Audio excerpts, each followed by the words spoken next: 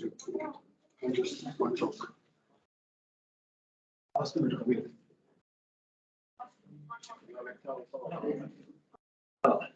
You can get his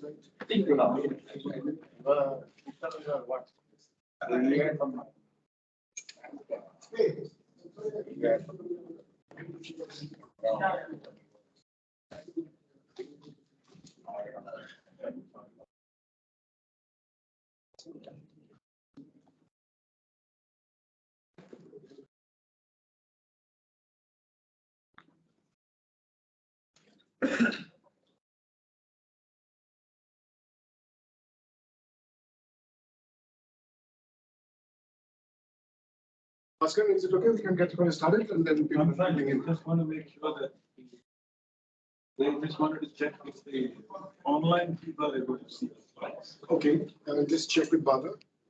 I know he is online.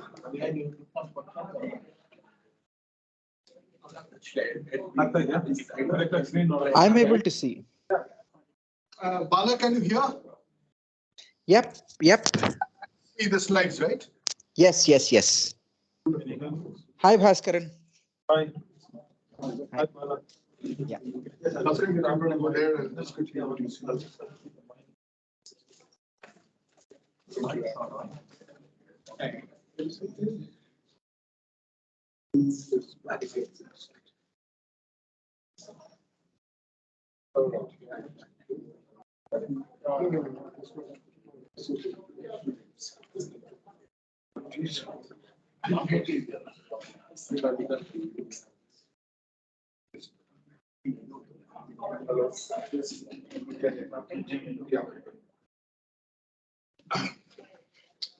Okay. Let's tell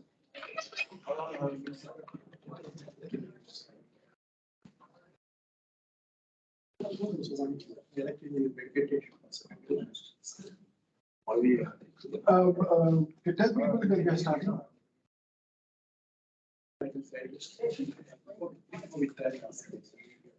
Okay, everyone, it's a pleasure to welcome Professor Bhaskaran Muralidharan from IIT Bombay for today's edition of Conductance. As you know, Conductance are our flagship series of talks organized by the ISC Quantum Technology Initiative. And we are very happy to have Bhaskaran here. Give you a very brief introduction of Bhaskaran. Bhaskaran obtained his PhD BTech in engineering physics from IIT Bombay in 2001. Did his master's and PhD from Purdue, and then between 2008 to 2012, he was a postdoc at MIT and at the Institute of Theoretical Physics at Rosenberg in Germany. Then in 2012, he became a faculty at IIT Bombay, and he's currently a professor there. His research outputs spans many areas. I know him personally. I have interacted with him the last 10 or 12 years. And it goes from beyond more devices to his topological materials, some of which you will hear today. He has also been recipient of the APS IOSSTF Professorship Award in 2014, the Shastri Indo-Canada Fellowship in 2019, the ACRB Star Award in 2019. He is the recipient of the Excellence in Teaching at IIT Bombay. He is also an associate editor at of the IEEE Transactions and Nanotechnology. Then on the editorial board of scientific reports and materials for quantum technologies in IOP. He's been a regular visiting professor at the Institute of Quantum Computing at the University of Waterloo in Canada. With this, I would like to welcome Professor Bhaskaran for the contact day.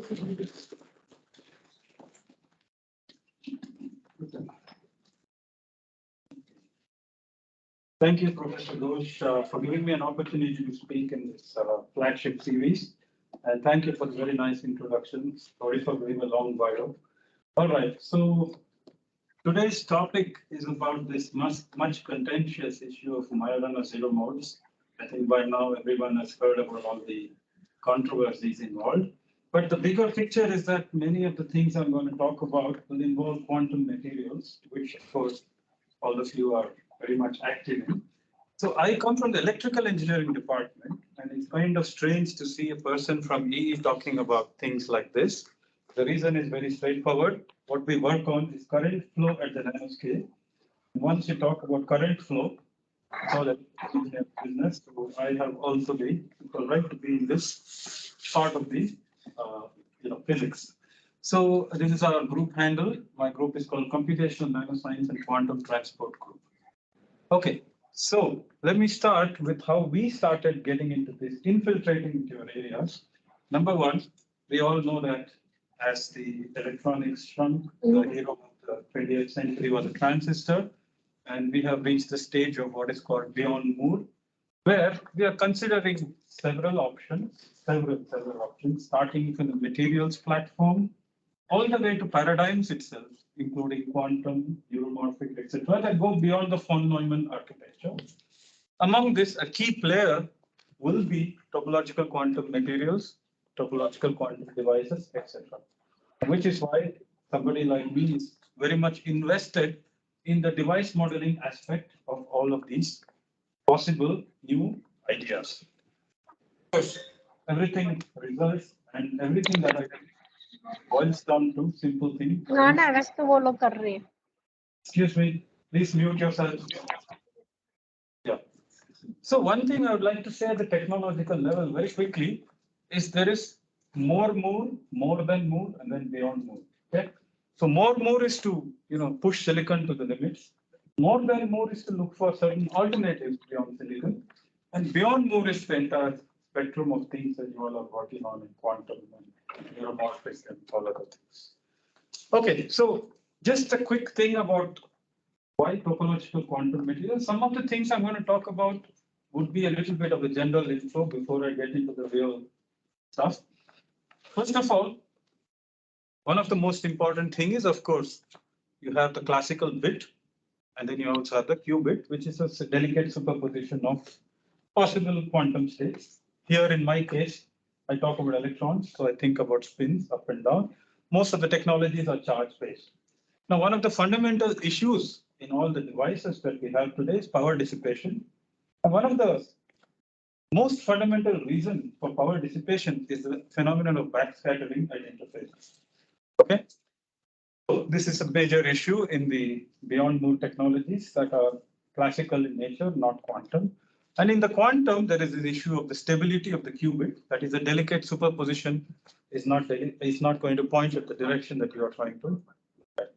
All these have the origins that electrons are living in this kind of a traffic instead of going like this, right?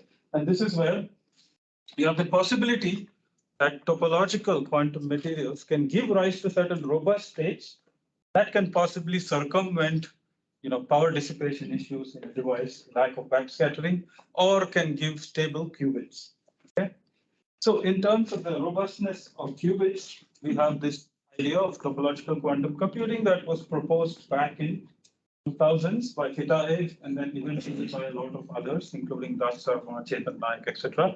The basic idea is you always, the way you think of quantum computing is you perform operations by rotating or moving, forming superpositions of qubits and taking measurements, etc. But there is a possibility of manipulating what is called Majorana, so what is called the anionic modes. And here, what you have to do is to create these stable anions instead of creating this. And then you have to perform certain operations that are topologically stable. What I mean by topological stability is, if you look at this picture, what you see is a coffee cup, which can be deformed into a mug and all these weird shapes by maintaining one important thing, the fact that this hole is present in all the three, and a topological stability is guaranteed against these local perturbations. As in, you can deform the object or deform the stability, but still you'll maintain this topological property that is the hole present, which is a genus of the topological object. The same way, in these operations of topological quantum computing, you have to create these Majoranas or whatever anions, and you have to move them around. It doesn't matter how the environment is or how much perturbation is being caused, unlike the standard quantum computing, which is very sensitive to the defects and impurities. Here, what you need to do is create these stable particles, move them around. Okay, so this is the anionic manipulation as compared to the standard quantum computation. The standard computation involves initialization, gate state measurement. Here it is about create and arrange these particles and move them around and then detect the charge by fusing them. Interesting property, two Majoranas constitute one normal fermion. So they are chargeless, but two of them can be combined to give a charge excitation. And the most important player for all this is the superconductor, semiconductor hybrid systems, which fall in the purview of quantum materials also. And so the idea is to detect these particles first. That is where all the controversies. We have not reached this level. It will take many years and a few more Nobel Prizes. But before that, we still have to ascertain and detect that we have found these exotic particles. And today's talk is about how and what the struggle is at the moment and possible remedies, but it will be open-ended. Okay, so we'll be talking about a transport setup finally, which again boils down to measuring currents, which is why I'm here talking about these exotic particles. Interestingly, I'll convince you that measuring currents will possibly give leads to whether we found these exotic particles or not.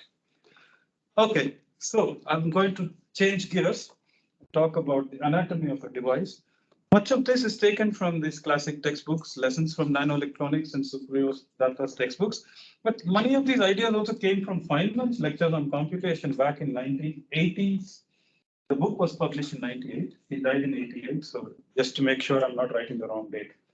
Okay, so any device, the Majorana device, comprises of these objects that are always there in a standard device. There is a source, there is a drain, there is a channel, there is a gate.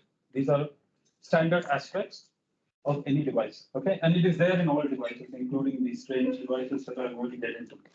So when we think of material science, much of the material science research is focused on understanding how the channel properties can help in conducting. But we as electrical engineers now introduce the contacts, which is where the inflow and outflow happens, as well as the interface physics happens, where a lot of traffic goes in and out. And much of the inflow-outflow dynamics is something like what Feynman showed. If you can think of reservoirs, a hydrodynamic analog, source, drain, and a canal. You bring the drain down, water starts to flow. Of course, if you have a pump that maintains a steady flow, you have a steady flow of water. Precisely what happens, as Feynman explained, you have a chemical potential 1 and 2, and if you bring a gradient, current will flow as long as there are states available between mu1 and mu2, just like a canal analog. Then comes the gate, which is like once you've created the gradient, you can shut on and off the current flow, just like a tap, which is what is the control aspects in a device engineering mindset. So all this can be encapsulated using a very advanced formalism, which I'll talk about later. It's called the Keldysh non-negligent Willis function technique. So you can capture the material aspects the same way that everyone does using Hamiltonians. You can capture the control and gate aspects using potentials, including impurities, etc. Then the interface aspects come through what is called self-energy, sigma 1 and sigma 2, come from boundary conditions to the contact. Finally, the dissipative aspects connecting to the scattering processes in the world, which is basically including dephasing, scattering, inelastic processes, can be captured through approximations, which are called the third self-energy of the scattering. So this entire device mindset can be mathematically formulated into this way of looking at the device modeling aspect of any standard device configuration. So our research typically focuses on working with this formalism and adapting it to various types of systems. Quick set of highlights. We worked a lot on the spintronic magnetic RAM devices, where we propose a lot of device structures based on introducing spintronic version of this formalism. And now we are going towards a spin neuromorphic, which basically taking this atomistic formalism and actually connecting with circuit theory and all. So that's not what we are talking about today. And here we are doing a lot of work on 2D materials and devices. Again, something I won't talk about much. So today's talk is about the topological quantum hybrid systems, the 1D Majorana devices, and that is what will be the forte of today's talk. And these are the set of works that I will be kind of hinting on today. Okay, so what is this seminar about? The first part is about topology and gap closure, a very general introduction. The second part is the connection to these devices. Sorry about the fonts. It went to Microsoft Word in from a Mac to another machine, so the fonts got messed up a bit. All right. So here I'll talk very much in detail about the transport spectroscopy, how you measure currents and try to detect the Majorana zero mode, and the gap closure for protocols that are recently being discussed heavily in literature. It's called the topological gap protocol, which they believe that that's the right way to see that they have sighted them or not, almost like a UFO sighting, right? Whether you saw them or not, or it's military aircraft kind of thing. And the last part is something we are introducing about possible ways to detect them with the entropic signatures, which is basically entanglement, entropy, and other things, which can also detect a topological phase. And lastly, we talk about our advanced device modeling efforts very quickly, about how we are adapting the formalism to other novel structures of interest. Okay, so we'll start with part one, very quick introduction to quantum materials, gaps, gap closure, etc. And then we'll quickly go to Andreev bomb states, detecting them using the quantization technique or conductance spectroscopy, and issues with conductance spectroscopy, the gap protocol, etc. And then I will move on to something interesting about von Neumann entropy, and then I'll move into device modeling. Okay, so let's start. Most of you, everyone asks me that, look, every material is quantum. So what is quantum materials? Quantum materials is a huge field, but I'm only going to talk about this topological quantum material. Now, so as you know, any standard device physicist knows that energy bands come from Schrodinger equation, right? And then you do band structure, and then you calculate effective mass. At this stage, the quantum stops, and then everything else you do is classical. So the effective mass gets all the quantum business into it through the curvature of the band structure. So this is not a quantum material, at least as per the definition, right? So let's, in a quantum material, there is further more things which we will get into now. Next thing is what makes a device. The standard devices that you have learned in any engineering course or any solid state physics course is what is called the diffusive limit. So electrons come in, they just scatter all around this place and go out. There's also contacts, but you seldom study about them because there also scattering is happening, here also scattering is happening. No big deal. I can handle one region and study all the physics there. And so here where you use the effective mass and conductivity concept, where you can just calculate conductivity based on Rude model and but now as this is valid only when the length of device is much longer than some elastic means part. The device gets shorter than that, it goes into what's called the ballistic limit. In this case, the electrons can zip past a very few impurities and can also start going through like a waveguide. Different modes go in different forms. This is often used to be called the electron waveguide. However, the scattering would happen at the contacts. So then there was a distinction between the channel and the contacts. And then the source and drain became very important because all the resistance would happen at the contacts, and you would, surprisingly, it turned out to be 2e squared by h, which is the quantum of conductance. Most interesting thing is that something that you know from 15th century or 18th century called resistance actually has fundamental units of nature, E and H, embedded in it. That's a great thing. So G is equal to 2e squared by H times the number of modes available for conduction. So this is just kind of a quantum effect. Still, it's not a quantum material or in the sense of what is quantum. So this is how you kind of formalize it in an energy lane picture. So you have source and drain chemical potentials, and the number of states that are sandwiched give you the number of modes. And then you can write the conductance as 2e squared by H times N. And a more general current formula follows, which is a Landauer formula, which is basically current is equal to E by H into something called the transmission times the Fermi-Dirac distribution difference between the left and the right, and the electrical engineer's voltage that you apply is the difference between the chemical potentials of the left and the right contacts. These are all very important because it will all come back to you when we consider the experimental setups of Majorana. Okay, then came 1988. People actually saw that the conductance quantization was happening with gate voltage beautifully. But this is still not quantum material kind of thing. Let me actually take a rewind. This happened in 1980. This is the greatest thing, right? 1988, we saw a very nice sample from Delft, which gave you some sort of nice quantization. But in 1980, in a dirty transistor, okay, this is an Intel transistor of 1980, full of impurities. It was not in a two-dimensional gas. They observed the quantum Hall effect. And this was such a precise quantization in 1980. So there is a difference between this quantum and this quantum. And that is where the topological business starts.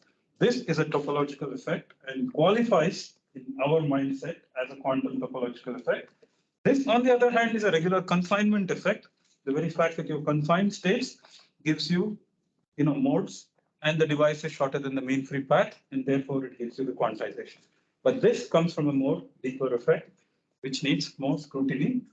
And the fact that in 1980 they saw this quantization, and this was perfect to 10 power 6 or something. 1 is a 10 power 6. On a transistor sample that could have pretty much been purchased. Okay, so that is when the band structures and the topological content was slowly being discovered mathematically. Laughlin came up with a nice argument that the quantum Hall effect can happen in any geometry kind of thing. Then a mathematician, Barry Simons, coined this word topology, where he found the connections between very phase and the TKNN number that was proposed. Anyway, band structures can also be classified based on topology. You can have, genus 0, genus 1, that holds. So these are different topologies. So just like you have a wine glass and a sphere in the same topological class, you have a coffee cup and a donut in the same class. And all this led to the Nobel Prize in 2006. The very fact is that a topological class gives you stability against deformations as long as you remain in that same class. Okay. The connection comes, one more connection, is the concept of very phase. So think about it. If you're standing in the North Pole, but you're keeping a handle of something like this, right? And then you travel down to some place, go to Singapore and go back to the North Pole, your hand will be pointing in another direction. That is called a geometric phase, right? Though you've completed a loop, the quantum mechanical phase is trivial. You still have a geometric phase. Assume you're carrying a handle or something, right? You go down, you come back like this, your hand is pointing the other way. So that's called a geometric phase or the very phase. Although you complete a loop, you still have some extra phase associated with you. Now, this can happen in a band structure too. If you have a, from real space to momentum space and the periodicity, any, periodicity in the Brillouin zone can be mapped to a torus. And when you integrate wave functions into a torus, sometimes you can get a very phase. That's the concept of very phase. And when you get very phase, you are in a different topological category. You can have 0, 1, 2, 3 number integers. The interesting interpretation is, of course, that there is some sort of a magnetic field that is emanating from a monopole. That's just the mathematical interpretation of this. But let us see what an electrical engineer sees from all this. This is the integral of the Berry curvature that gives you the Chern number and all. But finally, what an electrical engineer sees is that some conductance gets quantized as n times p squared by h, where n gives you the net Chern number, which comes from the Berry curvature Berry phase. So that is the big connection. So when you have these robust states like the quantum Hall phase, and you measure the conductance, it's a transverse conductance, you will get a number times a precise quantization, which is different from that confinement quantization. So this is the connection with the quantum topology. Very brief, right? Then, of course, when you have a band structure, you can always vary the parameters in its phase and then go from a trivial phase to a topological phase, like deforming it, and then you can undergo a transition. You can read all this in this nice course, which is from Delft University, and this is the famous example of the Haldane model. But anyway, what is of our consequences? When you have a topological phase connected to vacuum, because the device is finite, right? So vacuum is trivial, or air or anything outside. You have something called a bulk boundary correspondence, which tells you that edge states or end states will occur. And these states are the ones you probe using conductance. Okay. So when you connect a topological material somehow outside world, which is not topological, you should have some sort of edge state satisfying certain symmetries, etc. Yeah. Does the bulk boundary correspondence is valid in any dimension? Yeah, I think I don't know that this is the holographic principle, so I'm not sure n-1 dimensional thing, you should probably get that, I think. I think so. Unless I don't know higher dimensional stuff, mostly it should. Okay.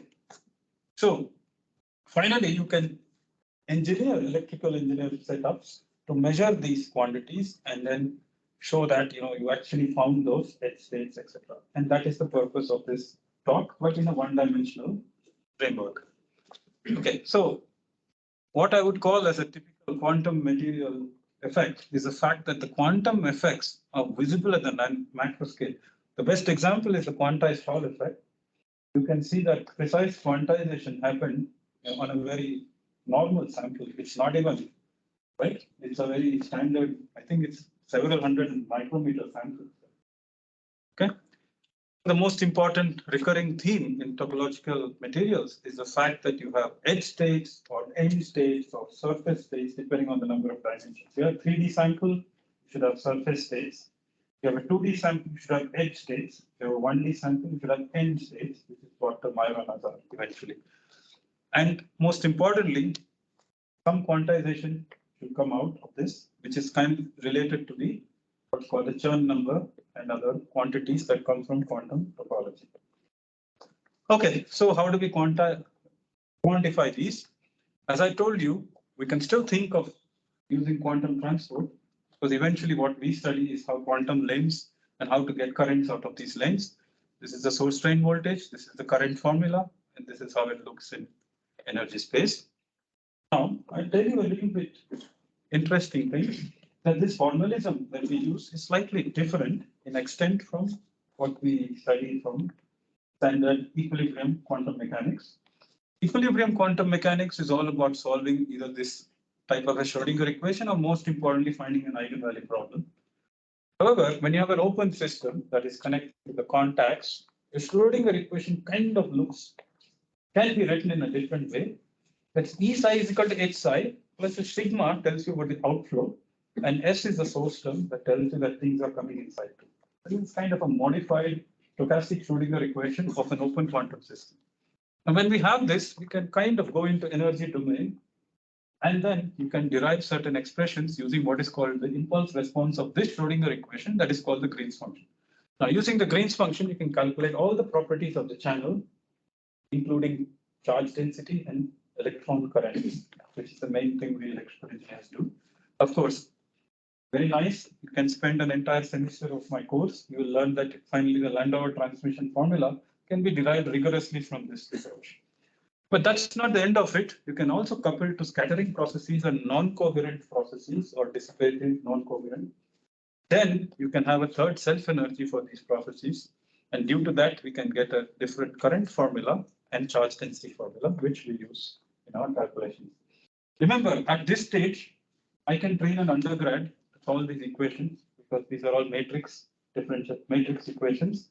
I tell you 100 by 100, you invert this matrix, you get the Green's function, then you do all these computational operations. How to get there? Obviously, there are deep physics involved. Okay, last but not the least important thing, you can think of a current flow as some sort of a transport function times the Fermi distribution of the left minus Fermi distribution of the right, which is like a driving force. Yeah. Bhaskaran, when you say it's non-coherent, you're talking about there's no phase coherence. Are you considering phase coherence? Yeah, so there are different types of scattering you can put in. One is phase should be destroyed anyway. So it's momentum plus phase or only phase or spin plus momentum plus phase or only spin plus phase, something like this. Or energy also. Sorry, I didn't understand. So you mean to say you can do the calculations, but do you consider the interference of electrons? At this level, interference will come automatically because this is fully coherent. When you start introducing these quantities, the interference it's like a handle, you can slowly turn it off. Yeah, it will die out at larger values of what is called the dephasing numbers. Temperature also comes into. Temperature comes to the Fermi-Dirac distributions, where the charge density and the currents automatically show the signature of temperature. So let me quickly explain you the last bit of thing from device modeling side. When we do device modeling, we kind of plot a different set of current voltage characteristics at different gate voltages. It's very important for our consideration. And then we find the slope at zero bias. That gives you the conductance quantization, for instance, in this setup. But we also calculate nonlinear conductance, which is dI/dV at any given source drain voltage. Nonlinear conductance is also important. The linear zero bias conductance is also important. And often the zero bias conductance is what gets quantized to 2e square by h in a normal device and precisely gets quantized in a topological state. Okay, so with this last bit of slide, all this comes from the Keldysh NEGF approach for the advanced people. It all started in 1959 when Schwinger introduced it with his student P.C. Martin. So the story is that for non-equilibrium, instead of either the Matsubara or the standard Green's function, you have to go through what is called a Keldysh contour because at infinity, time infinity, you are not guaranteed to be in equilibrium. So you have to go back into a complex contour, and these Green's functions are defined in complex signs. Then work on a spinor basis of whatever you want. Then by converting it into real times, go through certain rules. And then you have 4 different Green's functions. One of them being the retarded, the other being the advanced, and the other 2 being the electron correlator and the hole correlator. Okay. Now, all that we do finally is because we're working in steady state. Everything is a difference in time, real times. And so we Fourier transform into energy, and everything we work on is in energy space. And all that matrix algebra I showed you follows from working in the energy space, and the current operator follows automatically. Okay, with all these advanced treatments, which is just a not so short introduction of what we do. Now I'll get into the real problem about Majorana modes and the detection, specifically the transport spectroscopy, and how we capture this from the current operator. We get what's called a supercurrent operator from here. From here, we can do everything we want to calculate. Okay, short course on superconductors, those who don't know much. So superconductors, think of first it's a very long theory, but to cut it short, the best way to think of it is in what's called the Gogolev design framework. You can think of electrons and holes. The way you think about it is, let's say you have upspin and downspin in a metal filled up to the Fermi energy or chemical potential. Now, in a superconductor, you do a nice transformation. You flip one of the bands up and push it to the chemical potential, and one of them is down. Remains as it is. So one of the band is as it is, and the other band gets flipped. This is because you have pairing between upspin electron and downspin hole in a time reverse fashion. And so therefore, you have what is called a pairing potential. That's an off-diagonal term that comes between this and this. In this, you can think of, excitation spectrum that looks like this. And one of this looks like hole-like because the whole band is coming like this, and the other is electron-like. Okay, and when you have superconductivity, there is a gap induced because in this gap, the actual physics is there's a condensate of Cooper pairs sitting there, and so no normal electrons can sit in the gap, and above the gap, all the conduction happens. And something interesting happens when you connect a normal system to a superconductor. That is called Andreev reflection, because the actual phenomenon is when an electron is incident in an energy below the gap, it gets sucked in to form a Cooper pair. So another electron has to come from here, and a hole gets retro-reflected. Okay, so we can capture all this using our formalism and using what is called the Nambu-Spinor basis. Nambu-Spinor basis simply means that you have upspin electrons as they are. The downspin gets flipped into a hole. So there's a diversity there. The time reverse component becomes a hole. Okay, so we can capture all this again using the same formulas and then using the Nambu spinor instead of a normal spinor in the normal device case. And then from here, we can derive the current operator, which is a little bit longer than the standard current operator. Okay, so let me explain the most important phenomenon of today's talk. It's called the retroreflection or Andreev reflection. Now look at this is a general Hamiltonian of a device, H plus U. The mu comes because superconductor is like it has a reservoir, so you have to put mu. Now the other spin is flipped, minus H plus mu minus mu. That is like the other part of the Hamiltonian. Let's not talk about delta now. When you have a U, you're all used to this standard physics, like there is a barrier, right? U of X. And then there is electron comes, reflect, goes. This is called the direct process, where electron comes in, reflects out, goes back. These are all stuff you do from standard quantum mechanics. And almost everything that device engineers do is based on this.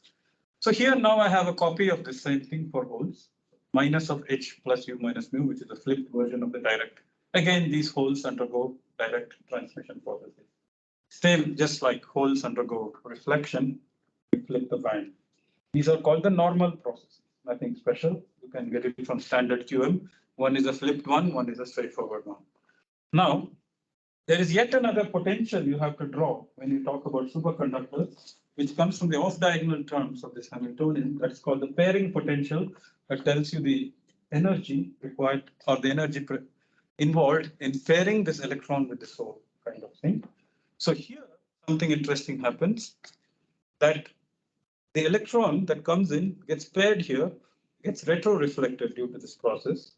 The hole goes behind. There's yet another process. The hole could also go from this side. So one process is called the Andreev reflection. The other one is called the crossed Andreev reflection. Okay. Now, when we manipulate our current operator, we automatically get very interesting terms.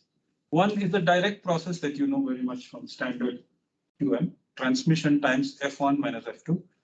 Then comes the Andreev process, which depends on the chemical potential of this guy and the metal, which is E plus E. And then comes a crossed Andreev process where electron comes in and escapes as a pole of the right side. So all these three processes are involved in the superconductors, and you do a hybrid system that involves normal superconducting contacts. And for Majorana, it turns out that the crossed Andreev reflection can be detected through a new kind of spectroscopy that's been in vogue for the last 2 years, which is called the non-local spectroscopy. A lot of debates going on, but these, as I told you, the topological end states can be detected through this crossed Andreev reflection, which I'll talk about. So these are the two setups we'll talk about. Again, these are device setups. As you can see, this is a superconductor sitting on a semiconductor to induce superconductivity. A magnetic field is put. These are the contacts. These are the gates. Same story. You measure the currents. You measure the conductance. Now, this is a non-local setup where you can separately, adjust the currents and voltages on the two sides and measure the DIDs. I'll talk about this. Okay, so let's get into what this Majorana Fermion is all about. This guy vanished in 1937, just as mysterious as he was. He predicted from the Dirac equation that there can be a state that looks like, particle and antiparticle are the same. He did it in the context of neutrinos or something. Now, as I told you, in a superconductor, there are electron-like and hole-like excitations in superposition with each other. Now, there can be a case when, U and V are the same, then you can get states that look like gamma is equal to gamma diagram. That forms the Majorana bound state here. So these are the typical setups. In 2012, they did this experiment with, gates, superconductor-induced nanowire, and the two contact source and drain, just like any device engineer talks about. And this is a typical thing that happens when here you induce a topological phase change by varying what's called the magnetic field.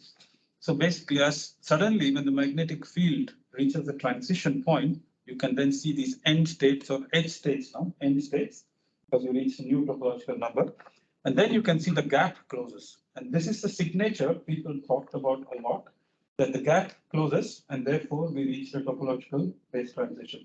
And you can see as you make the wire longer, the gap closes and you see a nice zero mode here sitting there. And the experiment in 2012 saw precisely this in the conductance signature. And so that was the moment of great excitation in 2012 when they actually saw that the conductance spectroscopy showed this exact signature as if a gap closed and led to a zero state. Right? So did they show conductance going to one as well? No, they did not. The conductance was much smaller. The quantization was much smaller. So that's a different. This is a different one. Yeah, I just showed this part. Sorry about this. This is the controversial data. I was just going to say now, very next thing, I was going to say that the Andreev bound state that causes this guy to merge should be equal to 2 square by h. That's why I was going to show this. This is the perfect quantization that is expected from a topological Majorana Fermion mode.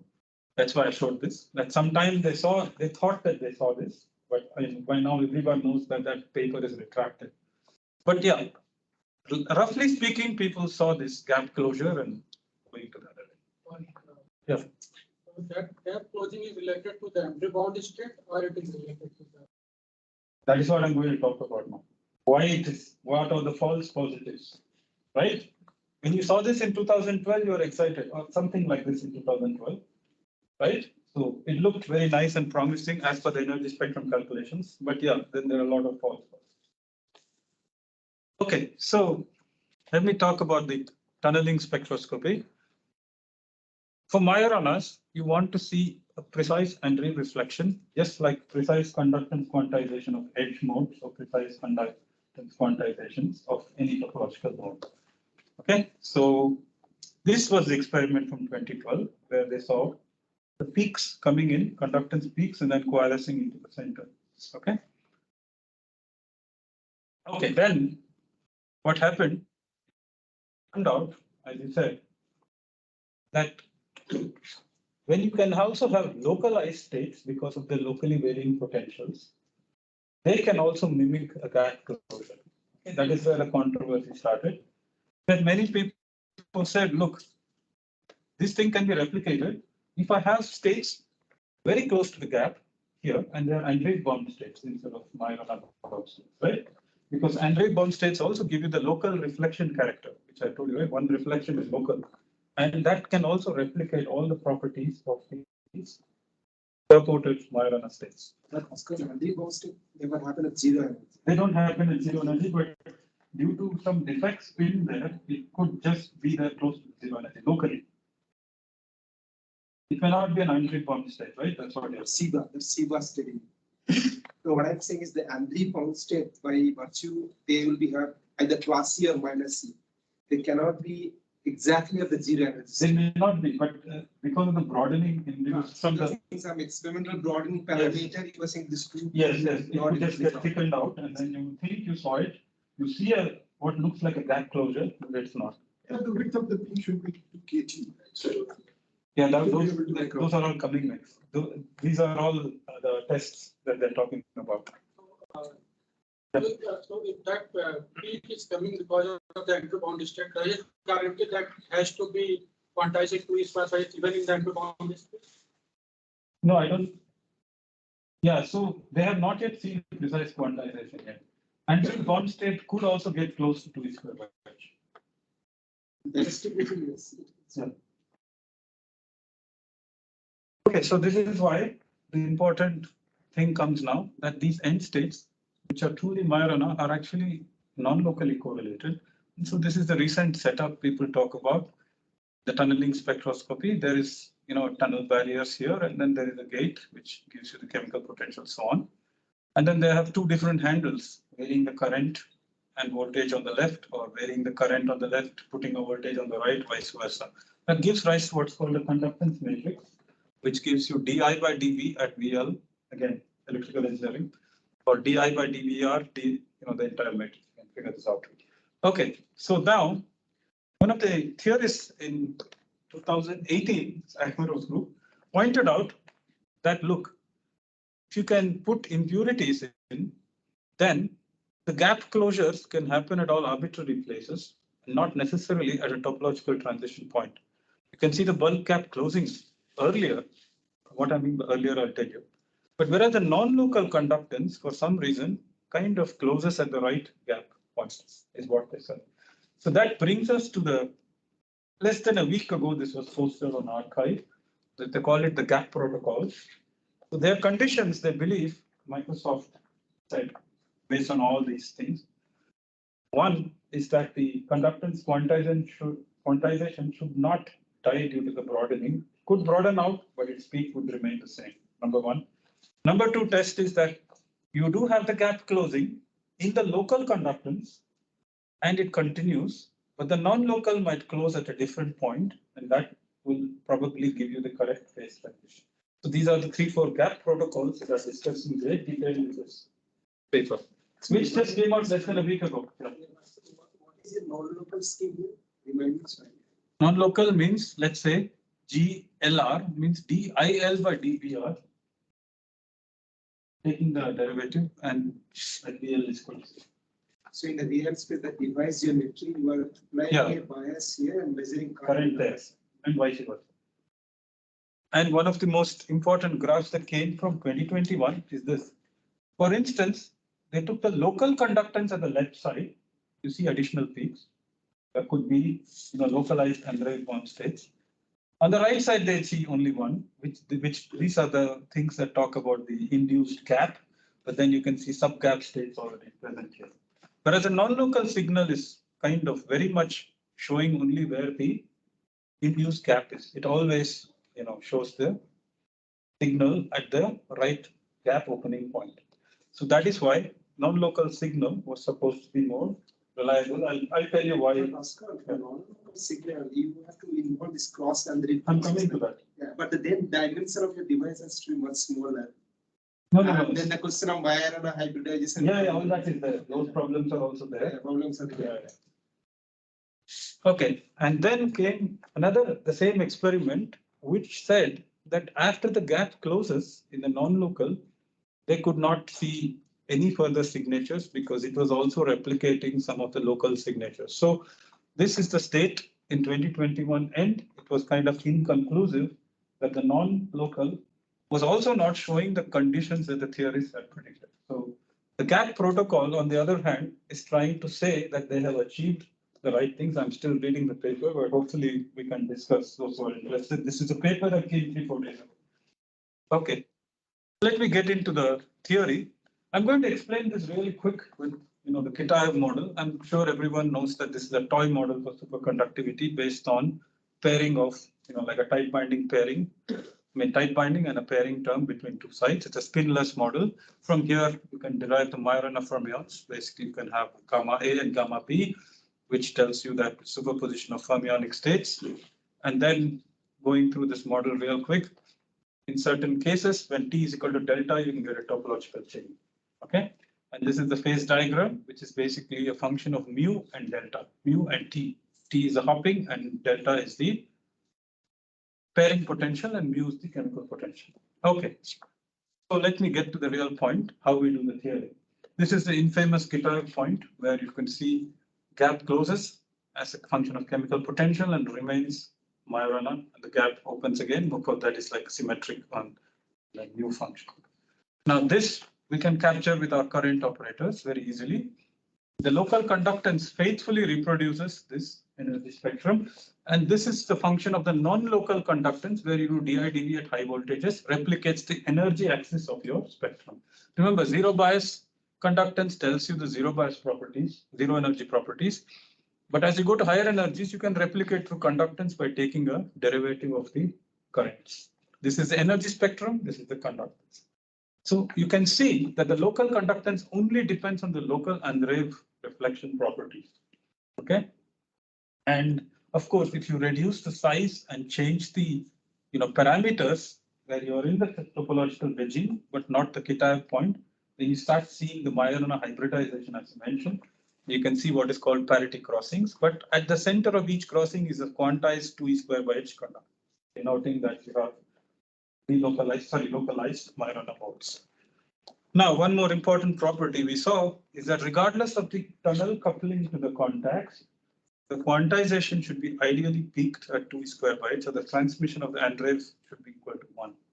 And this was something, this very important test, that is the conductance quantization should not be deterred by the coupling to the contacts. So these are the properties of an ideal chain or an ideal topological Majorana system. Okay, now let's go into the non-local now. We now simulate simple systems with a grounded superconductor connected and also impurity potentials added. Take the local and the non-local and compare it with this theory that came up in 2018. So first things first, there are these conductance asymmetries, which is very interesting. I would like to discuss with you. So I don't completely agree with them, but very strange asymmetries occur between the local and the non-local conductance. That is, if you took the IV characteristics, they are not symmetric as you would expect from a particle-hole symmetric system. So there are these funny asymmetries that come from the Butiker rules, which can be derived and nicely done in these couple of PRLs. Okay, so and also our simulations and everyone's experiment also matches these symmetric properties. So that's very crucial. They seem to have matched the conductance symmetry property, which is very crucial in multi-terminal setups. Those of you who studied the Landau-Butiker theory. Okay, so now from the current operator, as I told you, there is this Andreev reflection and crossed-Andreev in the direct process. When you derive the expression for the non-local conductance, you get a very nice expression. That is, it involves a direct transfer from the left to the right. That is, electrons going as electrons, holes going as holes due to the local potential variations. And then it's subtracted with the cross-Andreev process.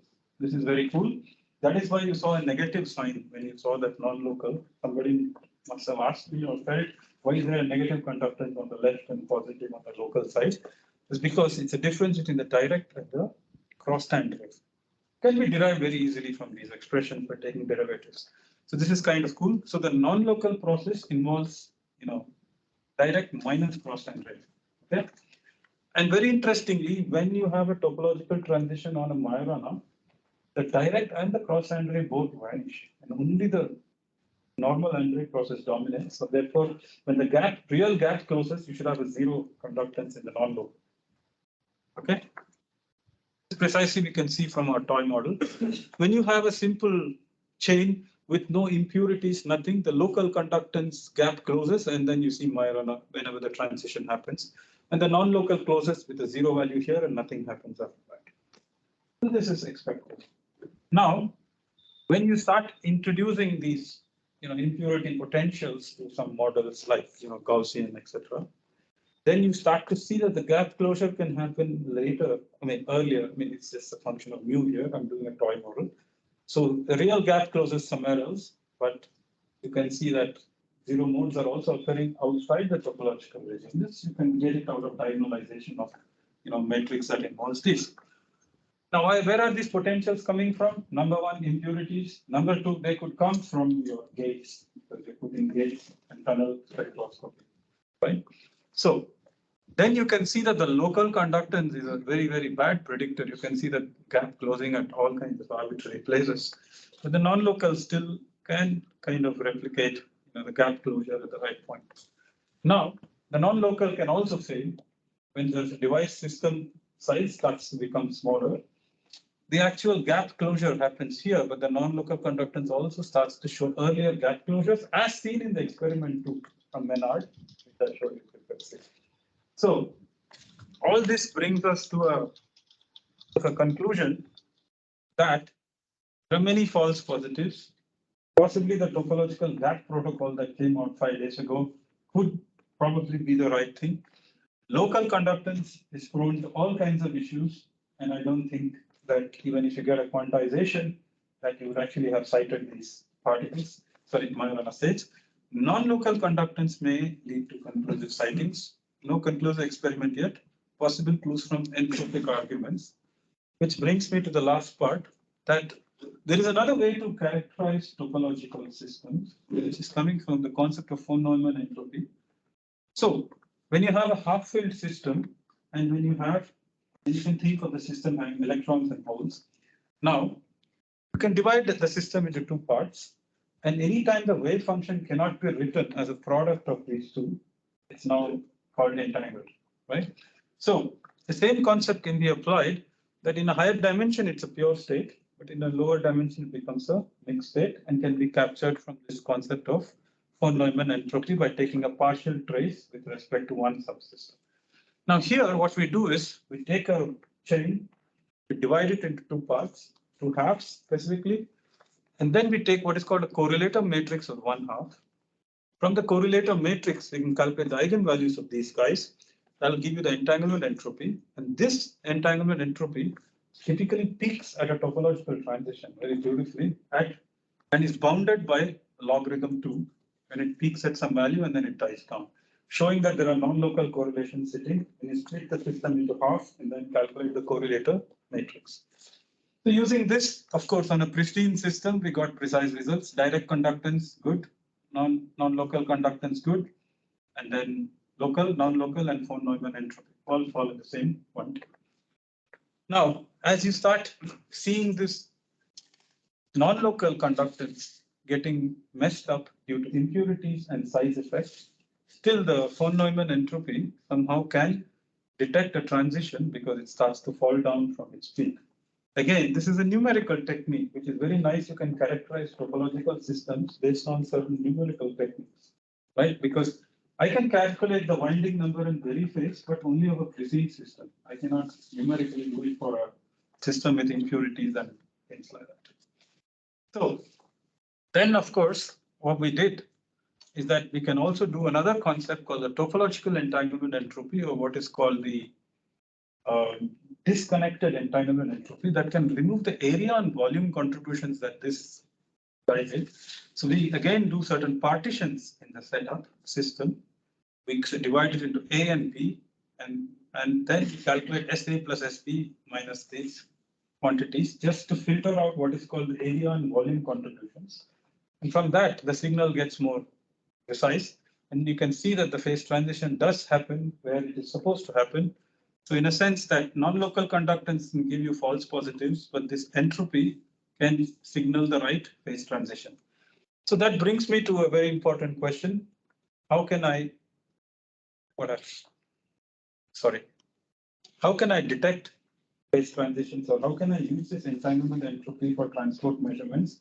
And that is precisely what I was trying to discuss, whether we can do thermoelectric measurements, because thermoelectricity is a kind of a measurement of entropy, because all these concepts are based on e to the power E minus mu by kT, and then that is embedded in the correlator matrix. And when you take the logarithm, you can get something proportional to thermal power.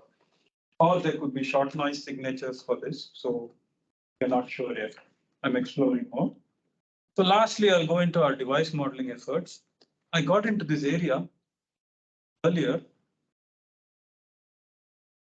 Yeah, so in 2018, we wrote this paper on an SNS system, slightly different, using a cylindrical nanowire. We showed that the critical current dies down very close to the kind of looking similar to the experimental efforts based on the introduction of phase breaking scattering, where we also model the angular momentum interference effects and how it slowly degrades and gives rise to this beating pattern of the superconducting critical current. Then we got into the actual Majorana nanowire modeling, where I'm trying to show you that the conductance quantization will never die, despite putting the tunnel coupling smaller and smaller. Then, of course, these are how the Majorana modes look as they hybridize and so on and so forth. And of course, we worked on this actual Rashba nanowire. I don't have time to cover this, but this is the one that emulates the spinless Kitaev model by using a Rashba model and then putting a Zeeman field and pushing one band above and then creating a spinless chain. And then in the Bogoliubov-Dijan basis, it starts to look like this. And then in this, of course, we worked on two different lengths nanowires, and we could show how the parity at different parity crossings, how the Majorana zero modes look.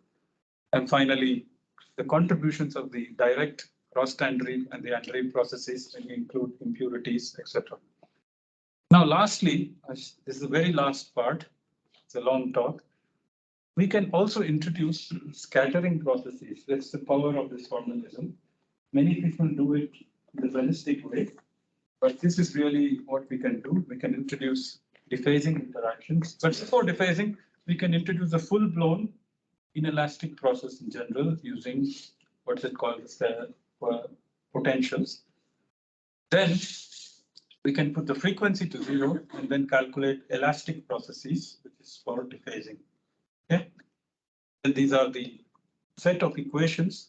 We can introduce three different handles: space plus momentum, only phase, and then spin and spin dephasing. So this is based on what is called a self-consistent bond, which takes care of all the multiple scattering processes and then adds all the diagrams up into a self-consistent numerical technique. And the D is the strength of the scattering, which is based on the correlation between the potentials in the disorder. Okay, so based on this, we introduced, of course, momentum relaxing effects into this Majorana zero modes. And the one thing interesting, we saw that the modes, when you integrate over energy, they still look the same despite of dephasing. However, they spread out in energy space. This is how the Majorana modes look with the entire fermion, left and right. And then we also saw that the conductance quantization gets scaled when you introduce the dephasing. And last but not the least, we are also working on various dephasing effects of quantum spin Hall states, etc., etc. So hopefully next time we can get to discuss this. And this is the last piece of work where we are considering a new system, which is a magnetic insulator Rashba nanowire coupled with a superconductor. Here we have to solve equations that involve the magnetic insulator superconductor hybrid using the gap equation and the Usadel equations, which will be self-consistently evaluate the delta, which will be used in the calculation of our Green's functions, etc. And here also we are kind of seeing the same story. One is that introduction of the magnetic insulator will reduce the Zeeman field at which the transition happens. That is noted. However, we see the local conductance again, kind of reproduced in the dots, showing an earlier transition with impurities than the non-local conductance. Again, we are trying to do the gap protocol for this type of a setup. This is in revision, so hopefully we can talk about this next time. So with this, I'll conclude that we talked a lot of things. We first introduced topology gap closure, we talked about transport spectroscopy, we talked about entanglement entropy, and finally a little bit of efforts on device modeling. So I'd like to say, look, this whole field of quantum transports made people like me come into this field only to understand tomorrow's Intel transistor. But now you see that the number of possibilities of learning this method is infinite. You can get into so many things, right? And of course, we are working a lot on topological electronics using 2D Xene. And we have recently written work on how we can manage to beat the subthreshold problem in electrical engineering using what is called the spin quantum anomalous Hall effect phase in the 2D Xene structure. So there are many, many more frontiers from here we can take off. And I think the possibilities from this point are quite limitless. So with this, I'll end my talk. These are the credits. I had many people work with me, including an ex-alum, Adit Bagarwala, who taught us this entanglement entropy concepts. Then I had many colleagues from Waterloo, Regensburg, and many of my students who did a lot of good work. It's interesting that much of these works were done by undergrads from IIT Bombay. Okay, so these are some of the funding agencies, and these are our kind of works in this field. So then finally, I'd like to thank my research group, IIT Bombay, and of course, electrical engineering IIT Bombay, which lets me do all these weird things and does not complain for all this. So thank you so much for giving me a chance. Yeah, Bhaskaran, so if I understand correctly, what you are pointing that this gap closing in place of digital, the local measurement can give you very, you don't know exactly where the gap closes from trivial phase to topology. Yes. Because trivial phase also have a gap. Yes. Then the gap closing and then a gap reopening for the Yes. topology. Now you see by somehow in the non-local measurement to do that, you are able, even in place of digital, you are able to see this gap closing precisely where it is supposed to expect or. Yeah, so the ideal theory said is the Akmalov's theory is based on the fact that there are two energy scales. One is the induced gap. The topological superconductor is based on that induced gap. The parent gap is something else. Once you cross parent gap, everything goes into the superconductor. Fine. So in between the induced gap and the parent gap, all kinds of fun stuff happens. Below the induced gap, everything is Andreev effect. Okay. Okay, good. So now there are length scales. Now, if the device is too short, then there will be hybridization. And then I think the cross-Andreev process may also not be the right indicator, and there could be other things that will come in. But in a longer than the phase coherence length connected to the induced superconductivity, what they're saying is just because at the phase transition point, the Andreev reflection is the only thing that takes place. the cross-energy reflection and the direct is zero. So the conductance is zero at that point, but will show a anti-symmetric property. T direct minus T current. So is there any intuitive way why they exactly become zero? Because that's the whole point. You were saying that cancellation making the unique or non-local measurement. No, but so at some parity crossings they may not happen, but at the first transition, somehow happens with the direct to the cross-energy was Exactly, sir. zero. They're zero. And then as you go into the transition, if you have a long enough wire, short wires, all kinds of weird things happen. You have a long enough wire, then the entire peak should be unwaved, and anyway the direct will start to diverge, go up. So the gap closing and opening is more reliable in the non-local. And then it has a flipped sign between the positive and the negative voltage, so that minus CAR. There is an asymmetry there though. That's the crucial thing. That particular asymmetry is strange. I still don't know how to explain it in a class. Yeah. It comes out mathematically. Yeah. Yes. Yeah, in the type chain slide, you showed that the modes always occur in pair. So is it necessary for them to occur in pair, or can it have odd number of modes? The Majorana modes, no, they won't be odd, they'll be even. They will always occur Yeah, in pair. the parity switch is there. That means each time a parity crossing happens, there's something called a BCS charge that talks about modulus of U minus modulus of V. That will change sign. So some of these, there'll be lines like this. So some are hole-like, some are electron-like. The charge content will be different. But at the crossing, they'll be neutral. So they will be in pairs. You can choose whichever pairs you want in your basis, but finally the two ends are the ones that you would like to keep. When the bulk gap closes, should we call it a usual semi-metal or a Majorana semi? I don't know. Can we? No, I don't think we can give it such names. This is just. Gap that is closed. It's not even. See, first thing is that the induced superconductivity, in my mind, is not even a superconductor. Correct me if I'm wrong. Yeah. Because there is no condensate sitting there. Okay, so it is just a semiconductor that has a gap, in a sense, right? So it's actually because this Rosbach coupling, these bands are splitted. So what we are talking about gap closing at the K is equal to 0 point, but there is gap. No, there is no. Finite, there is Yeah, still superconducting. Oh, those gaps, yeah. That gap still there. Yeah, those gaps are still there. That is another point. The Rashpa gap closing is, yeah, that's. So the gap you are talking about K is equal to 0 momentum gap closing and reopening.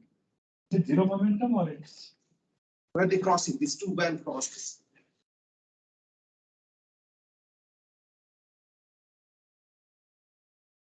Okay, yes, so Yeah, here this is the picture, picture. this picture, yeah. The top right. Yeah, so let me just, yeah, so here, yeah, this is the transition point. It's not zero Not momentum. exactly, yeah. Yeah, it is, No, I was keeping in mind the other picture here. Yeah. This Rosbach type. He's talking about the That's one. no, this guy just splits off. And this is when the transition happens. Exactly. Very good. It's just a number of, there's another way to think of it. The winding number connects the number of Fermi point crossings. Yes. I have a very basic confusion related to the HT. If the Majorana Fermion reside at the end of the wire, but when you make the contact, what happens to it? So first of all, this is not a Majorana Fermion in the neutrino sense. This is a Majorana bound state. This is sitting with impurities. Okay. And now the next step, if you find them, is to reliably move them around. That is where the more important thing comes. So yeah, it is sitting there. It's not a free Majorana Fermion the way Majorana envisioned for neutrinos. And one more confusion which I always have. So we have heard about that the Majorana mode exists in some kind of the fractional states like 5/2, where people talk about it's like a Majorana mode. But here we talk about the like Majorana bound state or Majorana Fermion, whatever you say. So what is the difference between the Majorana mode that you observe, that people say in the fractional quantum Hall state, like in 5/2, and this? Okay, that is, I think, some vortex related stuff. I don't know much. This is just a simple edge state coming, you know topological physics, right? So just like SSH chain, as soon as the winding number becomes +1, you see edge modes. Same things happening. You can actually derive winding number from it. the Kitai model. So here is just that. In that fractional quantum Hall, I'm not sure what the mechanism is. I think there's some vortices involved. But there people say that there is a edge mode which is residing at the end edge of the sample, which is moving from left to the right to make the contact. It is moving from the right to the left or left to the right. Okay.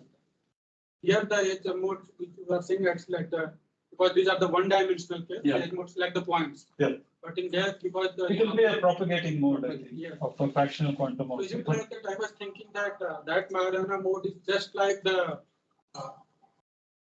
although these are the zero modes, but they are located everywhere in the space, but at the edge of the sun. Actually, I don't know the fractional. I don't know. Sorry. Is Majorana bound states, do they have a charge?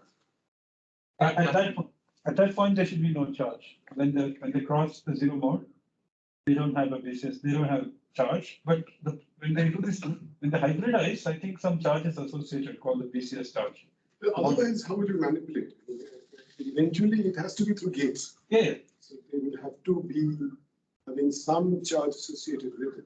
Otherwise, Oh, so how they move them? Yeah. So even there are these processes, right? First, they convert and read it to charge. And then the movement really happens through this process where the Josephson energy and the charging energy are kind of, they flip them, I think. And then when the Josephson energy becomes large or small, I think, then that's when they can move them around, something like that. So I have to study that. I forget that. Not clear in my mind. Yeah. So is this entanglement, does it have a universal value in terms of KB? Which one? This entanglement you talked about, this topological phase. Yeah, it's. Does it have a universal value? I don't know. Sorry, this one I have to read this more. See, this is somewhat related to the Kitai's volume, but in the 1D system, I don't think it has. I think whatever Kitai did in 2D systems, I think there is some universality. Here, the only thing is the bound. It was predicted by Hatsugai. It is bounded by, depending on the number of modes, 2 log 2 or log 2. Thanks. Also, in your current equation, you took the transmission matrix, you took the Andreev reflection as well as the Andreev transmission or the cross Andreev. But you didn't take the normal reflection. Okay, so the Andreev transmission itself can be thought of as 1 minus Andreev reflection. So generally, with the transmission, you can get it. Oh, by the way, it's very important to note. I'm going to use the board for this. So when you, I hope you can see, when you have a normal contact, in the Bogoliubov Bijan basis, it's actually 2 contacts. One for the electron, one for the hole. So if the chemical potential is mu here, the chemical potential is minus mu here. So Andreev reflection, the transmission really happens between, let's see, this is itself a transmission because it's going fictitiously from one contact to another. Okay, the local process itself is going from metal contact of the electron to the hole part. So you can fictitiously think of it as a transmission. I have a very short one. Before we end. So the entropic signature that you're talking about, you said it's like electricity or whatever. So I'm not sure whether that can be a proof for entanglement. I mean, is it an entropy was from? I mean, usually thermoelectricity or such kind of probes are for clear orbital entropy, right? Or a spin entropy. Yeah.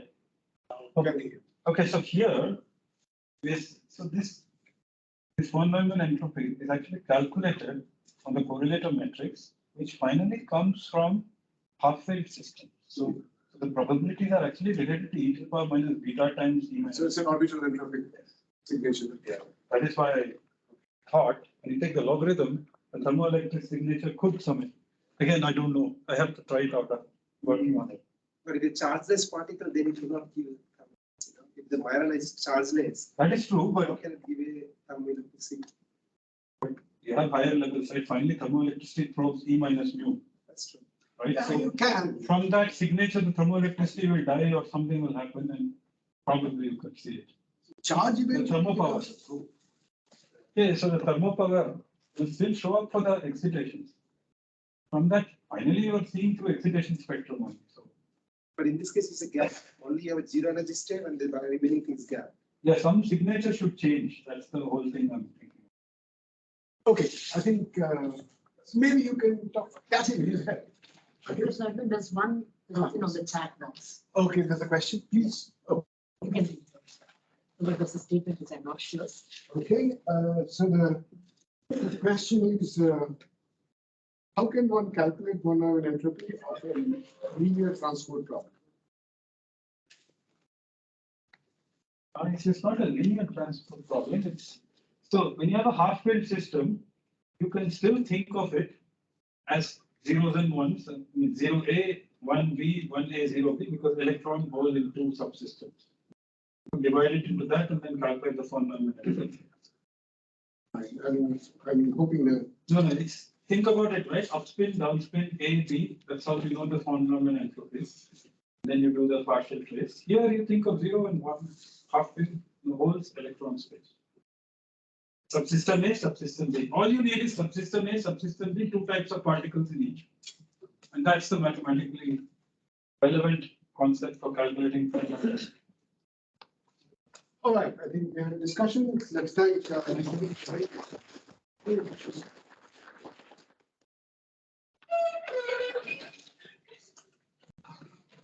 Very nice, Bhaskaran. Interesting view. Bhaskaran, let us after you said this is appear in